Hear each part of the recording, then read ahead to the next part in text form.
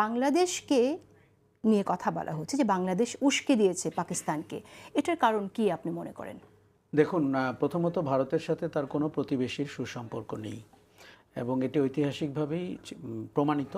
শুধু বাংলাদেশ গত 16 বছরে তার স্বার্থ বিকিয়ে দিয়ে ভারতের সাথে একটি মেকি সুসম্পর্ক বজায় রেখেছিল। গত 8 মাস বা 9 মাস ধরে আমরা ভারতকে একটি অঘোষিত যুদ্ধে অবতীর্ণ হতে দেখেছি বাংলাদেশের বিরুদ্ধে।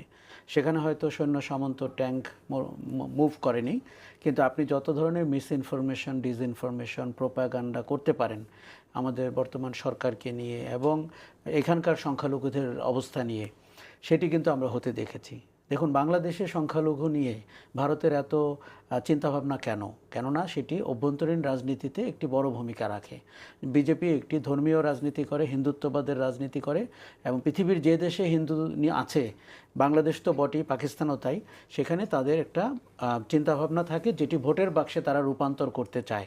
কাজেই তারা বিশ্বের হিন্দুর আপনার এক ধরনের প্রতিপালক হিসাবে বিশ্বে আবির্ভূত হতে চাচ্ছে বিজেপি তার রাজনৈতিক বয়ানের দিক থেকে। আপনি যদি গত 8 মাসে খেয়াল করেন, বাংলাদেশের যদি অন্তর্বর্তী সরকার আর পাল্টাপাল্টি কিছু করতে চাইতো, তাহলেও কিন্তু আমাদের পরিস্থিতি আরও খারাপ হতে পারত। আমরা অন্তত 40 থেকে 45 বার ভারতকে দেখেছি কি করে বাংলাদেশের অভ্যন্তরীণ ইস্যুকে ফুলিয়ে ফিপিয়ে উত্তেজনা তৈরি করতে সীমান্তে, দেশের ভেতরে, দেশের বাইরে অনেক কিছু করেছে। কাশ্মীরের ঘটনাটি আপনি যদি একজন সাংবাদিক হিসাবে বা বিশ্লেষক হিসাবে দেখেন, যেই জম্মু কাশ্মীরে আপনার সেনাবাহিনীর উপস্থিতি, নিরাপত্তা বাহিনীর উপস্থিতি প্রতি মিটারে, সেখানে এইরকম একটি জনপ্রিয় স্পটে কেন আমরা কোনো সামরিক বাহিনীর লোক দেখলাম না, আইন শৃঙ্খলা বাহিনীর লোক দেখলাম না, এই প্রশ্ন কিন্তু উঠেছে। আচ্ছা, দ্বিতীয় হচ্ছে যে এটির ভেতরে ভারতের অভ্যন্তরীণ রাজনীতির কি উপাদান রয়েছে? দেখুন, হিন্দু পর্যটকরা মারা গেছেন মূলত। কাজেই এটি খুব সহজে তখন ভারতীয় বয়ানে চলে আসবে যে বিচ্ছিন্নতাবাদীরা করেছেন, আর ভারতীয় বয়ানে কাশ্মীরের বিচ্ছিন্নতাবাদী মানেই পাকিস্তানের সেনাবাহিনীর অন্তর্ভুক্তি অথবা নিরাপত্তা বাহিনীর অন্তর্ভুক্তি। এখন আপনি যেটি বলেছেন যে আমরা গত সপ্তাহে খেয়াল করছি যে কি করে আপনার পরিস্থিতি উত্তেজনাকর জায়গায় চলে যাচ্ছে, আমরা বলবো বাংলাদেশের সাথে কিন্তু ভারতের কোনো কূটনৈতিক সম্পর্ক ওই অর্থে নাই। কেননা ভিসা আদান প্রদান বন্ধ রয়েছে, এমনকি দেখাশোনাও ঘটা করে করতে হচ্ছে।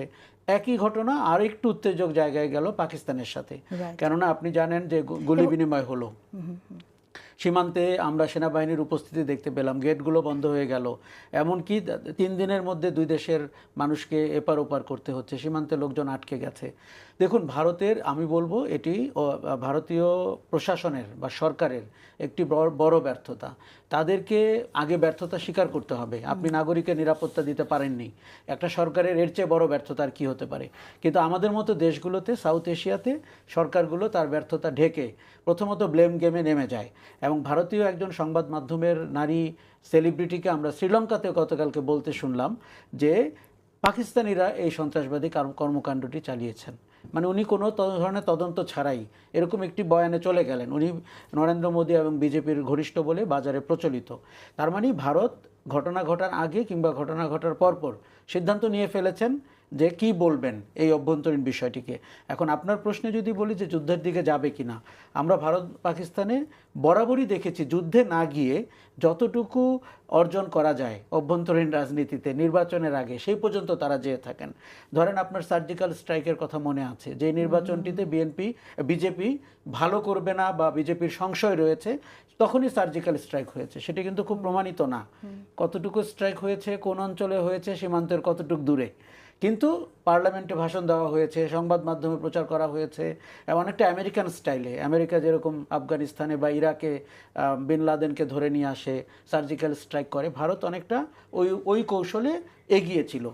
নির্বাচন, অভ্যন্তরীণ রাজনীতি, আপনি জানেন গত নির্বাচনটিতে কংগ্রেস খুব ভালো করেছে, কিছু আসনের ব্যবধানে তারা বিরোধী দল হয়েছে।